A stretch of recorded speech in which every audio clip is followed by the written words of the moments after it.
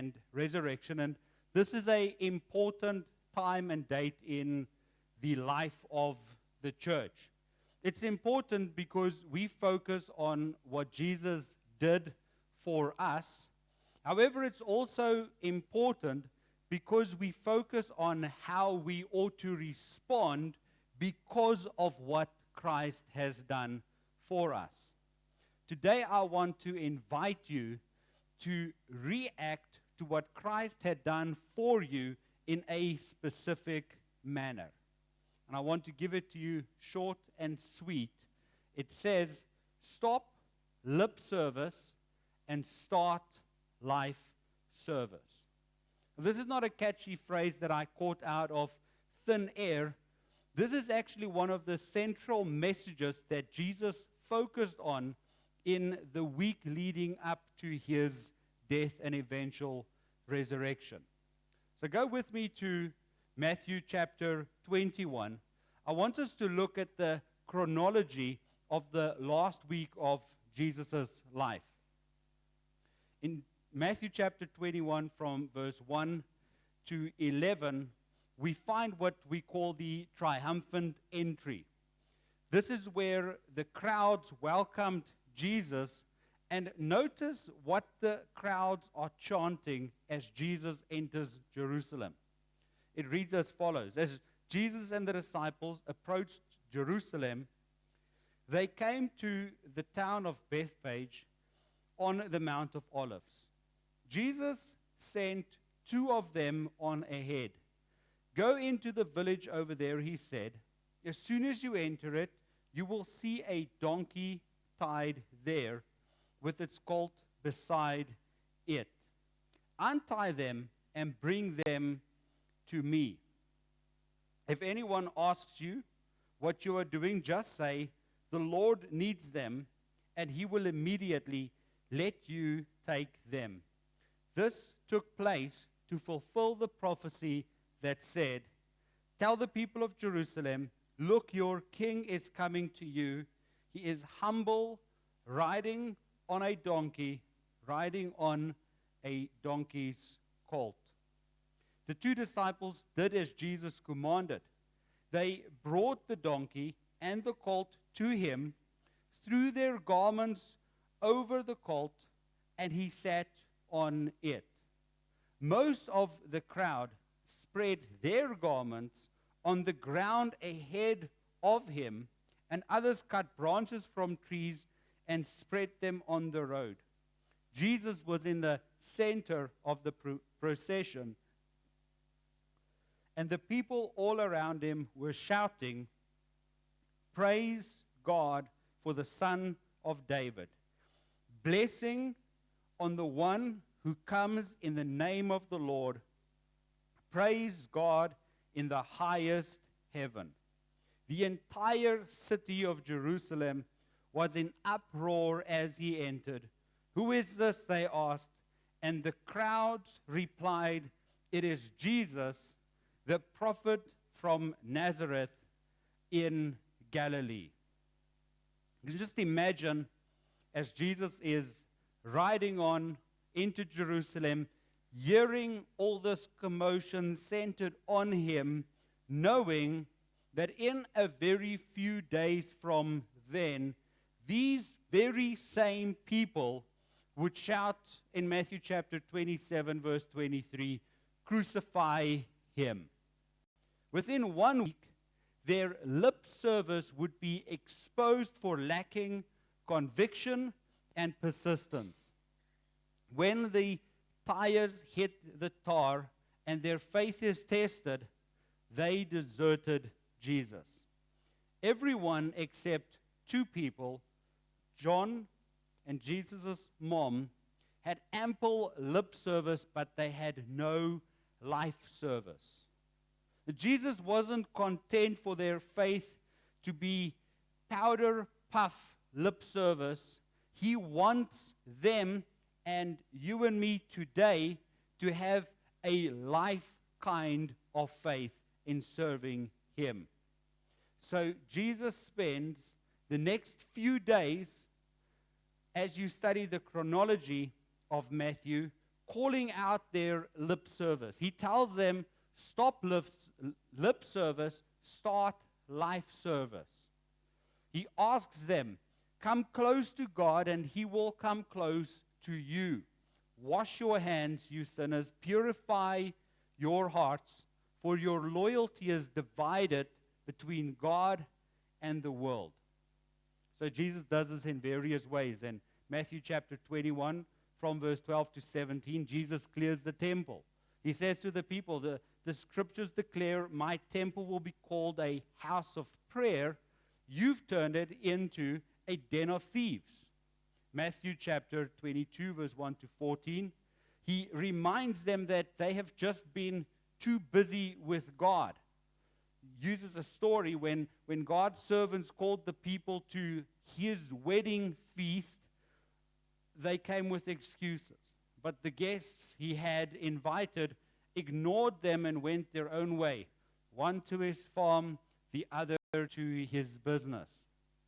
Later on, when the religious leaders tried trapping Jesus with clever questions and arguments, Jesus replied, your mistake is that you don't know the scriptures and you don't know the power of God. Then Jesus closes off by exposing the lip service people's pride, call them to humility. Which is interesting, is pride often accompanies lip service. Jesus tells them, the greatest among you must be a servant. But those who exalt themselves will be humbled, and those who humble themselves will be exalted. This is the larger context where we find Matthew chapter 21, verse 28 to verse 32. We'll read it, and then I want us to discuss it very briefly. This is the passage that I want us to focus on. Matthew chapter 21 from verse 28. But what do you think about this? Jesus tells this crowd. A man with 2 sons told the older boy, son, go out and work in the vineyard today. The son answered, no, I won't go. Sounds a lot like my son sometimes, you know. But later he changed his mind and went anyway. Then the father told the other son, you go. And the son replied, he said, yes, sir, I will. But he didn't go. Which of the 2 obeyed his father? This is Jesus is asking. They replied, the first. Then Jesus explained his meaning. I will tell you the truth. Corrupt tax collectors and prostitutes will get into the kingdom of God before you do. For John the Baptist came and showed you the right way to live, but you didn't believe him, while tax collectors and prostitutes did. And even when you saw this happening, you refused to believe him and repent of your sins. So in this passage, 2 groups are pitted against each other. The one group, hardline, book smart, legalistic Jews who say all the right things. They're represented by the youngest son. On the other hand, corrupt tax collectors and prostitutes, we can in our sense call them gangbangers, corrupt government officials, and people who worship sex. They're represented by the older brother. The younger brother, these legalistic guys in whose mouth butter cannot melt, they say they will do the Father's will. However, when the cost is calculated and effort must be inserted, they end up just being a no-show. All show, no spine, fireworks without the follow-through, lip service, and no life service. The oldest brother, initially, he says, no. Why should I do what you ask me to do? I've got better things to do with my time. I've got better things to do with my life. I've got better things to do with my energy. However, later on, his conscience convicts him, and despite having said no, now he does the work after all. Why? For no other reason than to please his Father. There was no lip service, but since he did what the Father asked, he did offer life service as an act of worship. Now, this is not a 2,000-year-old isolated incident. Today, still there are people in our society, even as members of the larger church, who offer God lip service, but when it becomes difficult, they don't back it up with life service. Perhaps you find yourself as a lip service Christian, saying, yes, Jesus, when you hear what God wants, but not following through by doing it when it's difficult and when inconvenient life change is needed. Now, how do you stop lip service and move on to life service? I want to give you three things that I pick up from this passage and its context. And it's actually very simple, practical things. If you want to stop lip service and start life service, firstly, don't try to impress people with your faith. That's the hypocrite's favorite party trick, is to make their faith public and show in public that they are faithful. Like this younger brother in the story. Oh, yes, Dad, I will go. I will do whatever you want me to do. Even saying to his father, yes, sir. Very, very impressive. Father's friends, look at this remarkable young man doing exactly what his dad wants him to do. But that's for show, because behind there's nothing else.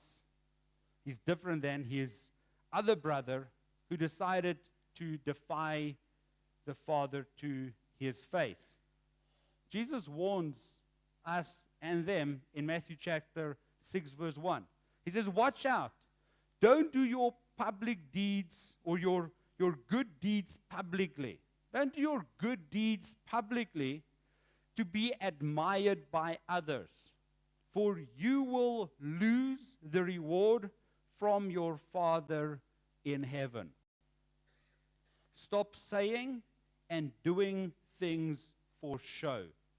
And don't take this lightly, because it is a very lucrative trap to fall into.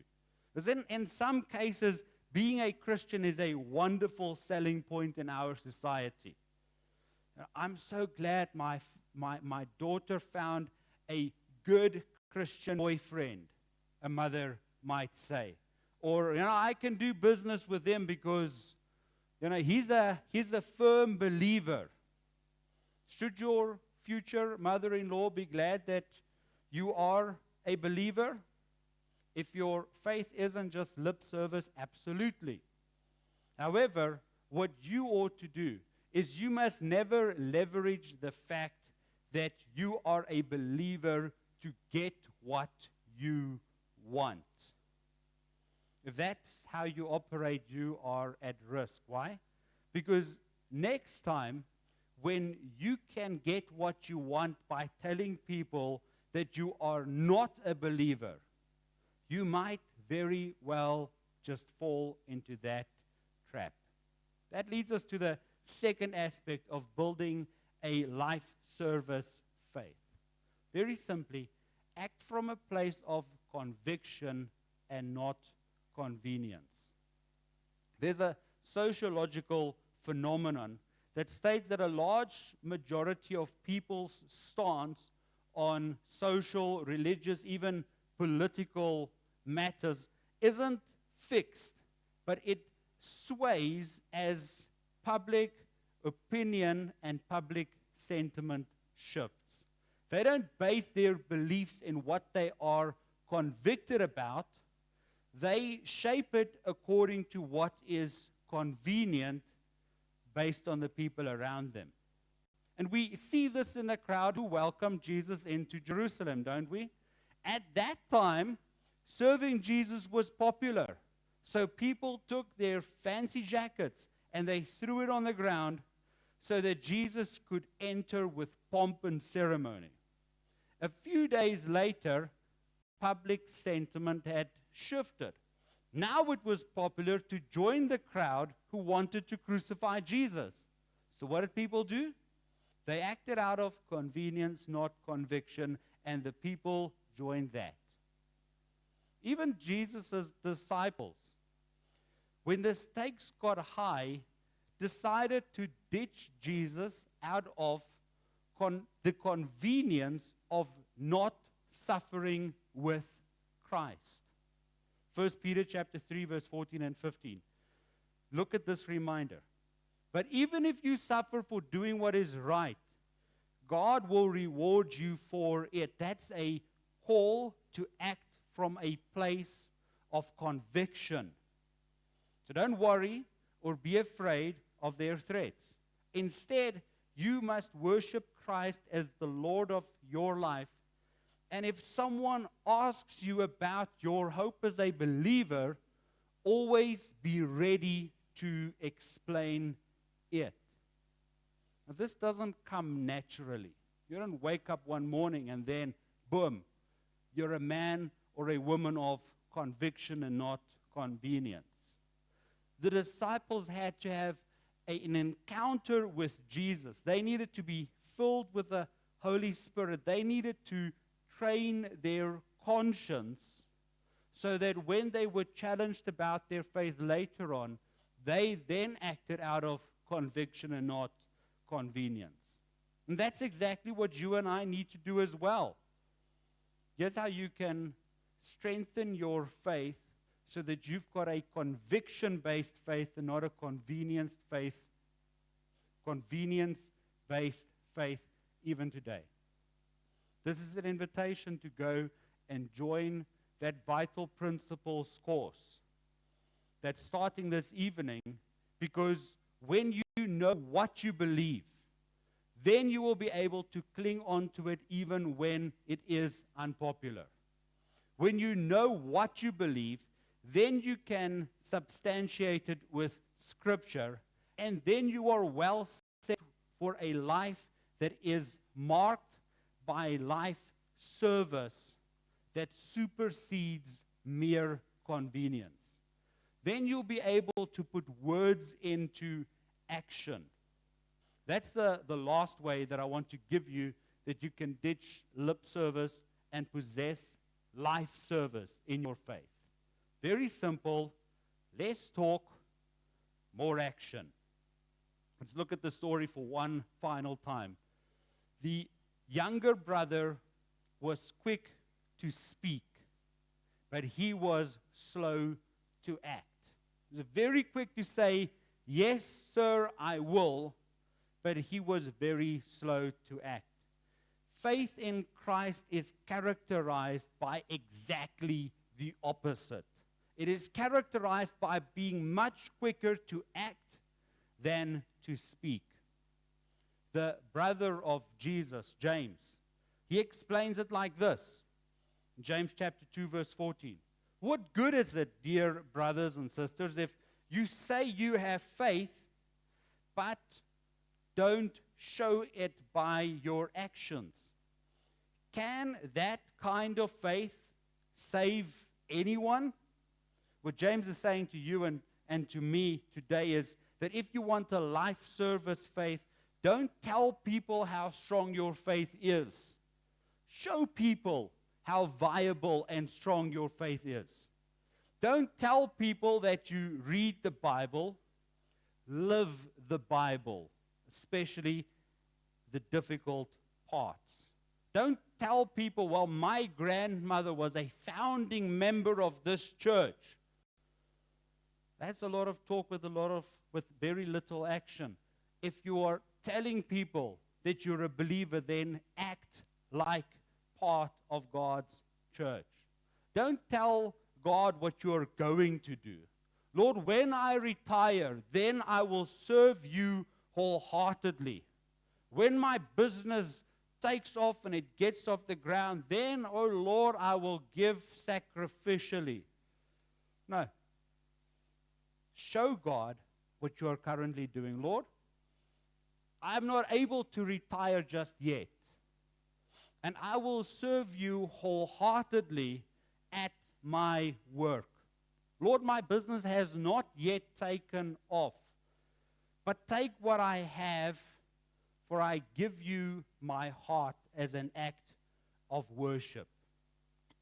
Otherwise, what Isaiah said and what Jesus later quoted will be true of you as it was true in Isaiah's time and in Jesus' time. And what Jesus said to them, he'll say about you. These people honor me with their lips, but their hearts are far from me. Many times we phrase the invitation to move from lip service to life service as a matter of moving from the kiddie's pool of faith to a deeper faith, or to go from ground zero faith to a much higher level of faith. Today I want to phrase it a little bit differently. Today I want to invite you to leave behind a fictional faith, to leave behind a fake faith, a lip service faith that leads nowhere except to disillusionment and eternal death. I want to invite you today to a real faith, a faith that is characterized by you giving up your own way, taking up the cross and following Jesus. As Jesus said, if you try to hang on to your life, you will lose it. But if you give up your life for Jesus' sake, you will indeed save it. Let's pray. Thank you, Lord, for continuously calling us deeper. Thank you, Lord, that you call us to leave behind a mere lip service, a fictional faith, a fake faith.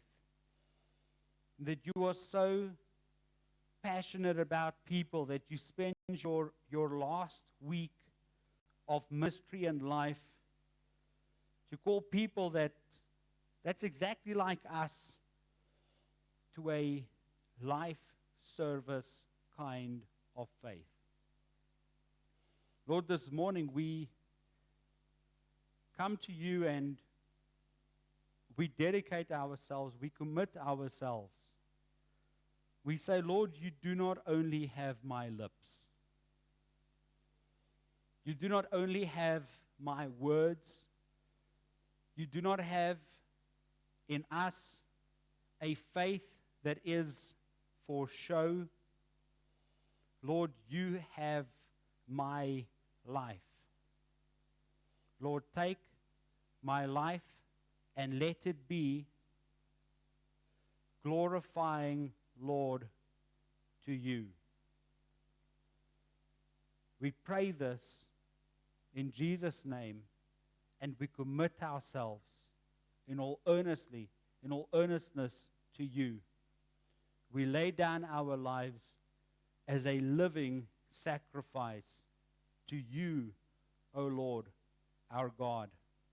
Amen.